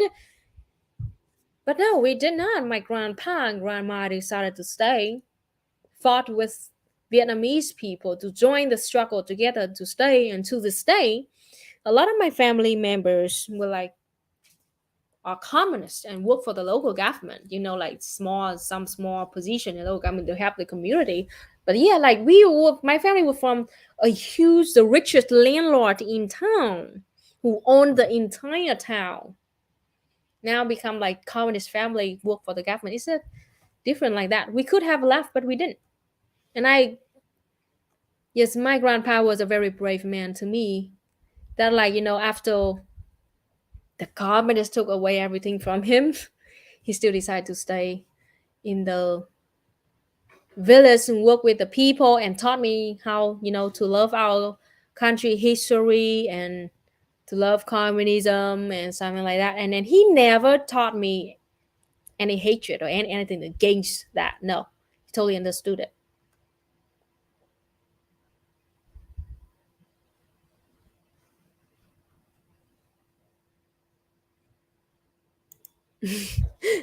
Yep, you can hear this argument come from, like, Miami Cubans a lot.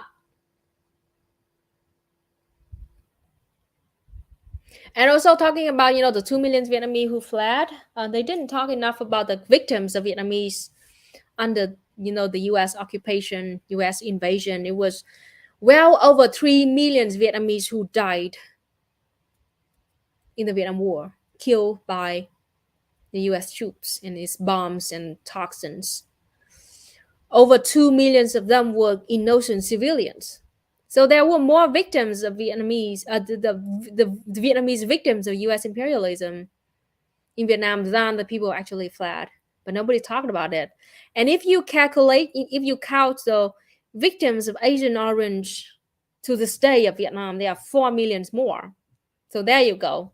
The total of the civilian victims of the US imperialism was 6 millions, 3 times higher than the amount of people who left. But then you only hear from their perspective.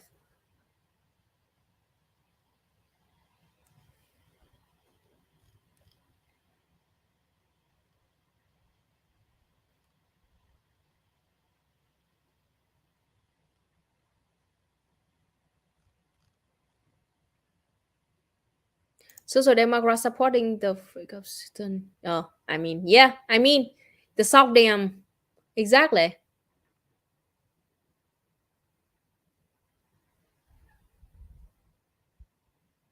Exactly.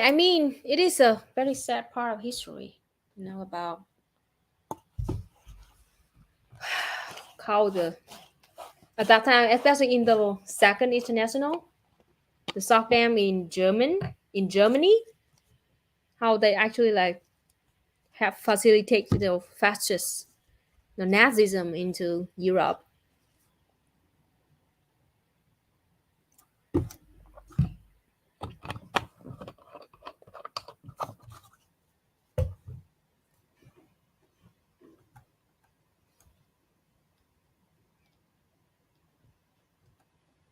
I'm checking the chat right now. We have about 5 minutes left. Yeah, talking about reparation, the only people who were paid reparations for African enslavement in the West were the people who owned us. Yes, exactly. Yeah, it's true. After they ended slavery in Africa, they paid a reparation for the slave owners.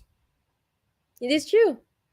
They paid because they take the slaves away, so they pay the reparation for the slave owners for their lost. Oh man, I'm so fucking sick.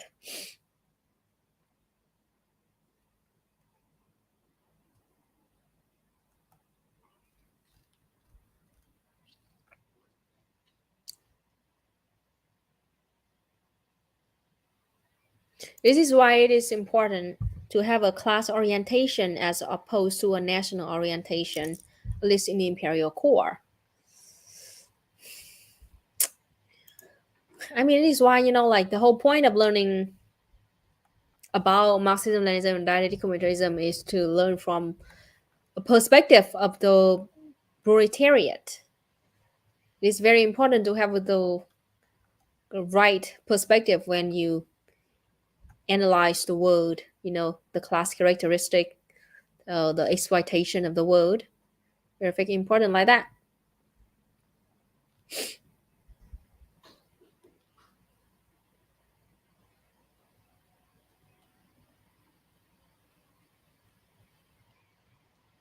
It's like Myanmar. Yeah, Myanmar was also occupied by. The story in Myanmar was really sad. So at that time, the French had Indochina, right? Vietnam, Laos, and Cambodia, and Thailand stayed kind of neutral at that time. Literally, like they worked with the USA, became like the pawn imperialism of the USA. And at that time, the UK, the British Empire, they wanted to compete with, France and the USA at that time, right? So they took over Myanmar, and they just let them let them being devastated. Like they didn't help them or develop or anything. They just took over Myanmar and did nothing and took everything away from them. They just left them alone like that. It was disgusting the way they treated Myanmar. And yeah, it was why Myanmar, even to this day, they never fully recovered from that colonialism coming from the British Empire. And what they had, they're one of the main because they had a lot of prices emerald mines, so they sell their emeralds to the rest of the world as a way of living, and the economy was really bad. I mean it's hard. It's a very, very, very tough situation for Myanmar people, that they were colonized by the British Empire, just because the British Empire wanted to compete with the French at that time.